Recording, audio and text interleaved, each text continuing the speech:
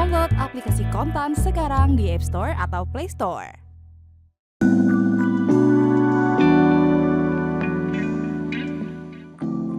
Direktur Utama Indonesia Battery Corporation, IBC, Toto Nugroho ditetapkan sebagai salah satu dari 9 tersangka baru dalam kasus dugaan korupsi tata kelola minyak mentah dan produk kilang antara Pertamina dan kontraktor kontrak kerjasama, KKKS, pada periode 2018-2023.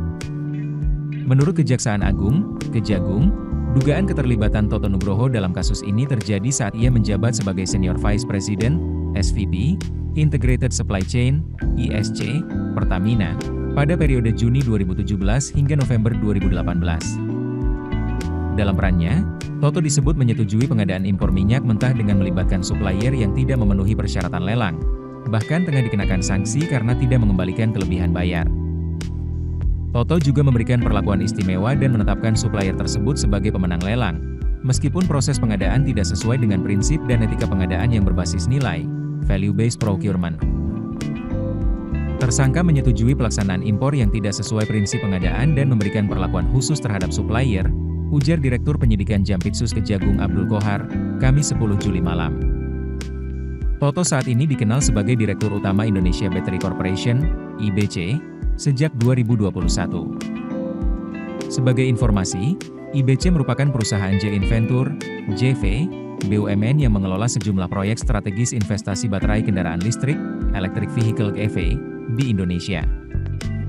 IBC sendiri dibentuk oleh 4 BUMN besar yang masing-masing memiliki 25% saham, yaitu PT Pertamina, Persero, PT Aneka Tambang Tbk, Antam, PT Indonesia Asahan Aluminium, Inalum, dan PT PLN, Persero. Dalam catatan Kontan, pada Minggu 29 Juni lalu, Toto sempat mendampingi Presiden Prabowo Subianto dan Menteri SDM Bahlil Lahadalia dalam kegiatan peletakan batu pertama, groundbreaking, proyek baterai EV hasil kerjasama dengan perusahaan Cina, Ningbo Contemporary Brunpeli Genco, CBL, di Karawang, Jawa Barat. Proyek konsorsium Antam IBC CBL, yang sebelumnya dikenal dengan nama Proyek Dragon, ditargetkan mampu memproduksi baterai hingga 15 gigawatt jam, GWh, atau setara dengan 300.000 unit mobil listrik.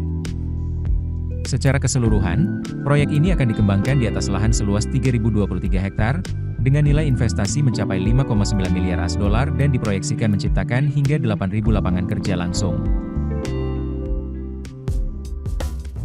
Keputusan bisnis terbaik datang dari data, bukan tebakan. Mudah berlangganan Business Insight dengan subscribe with Google.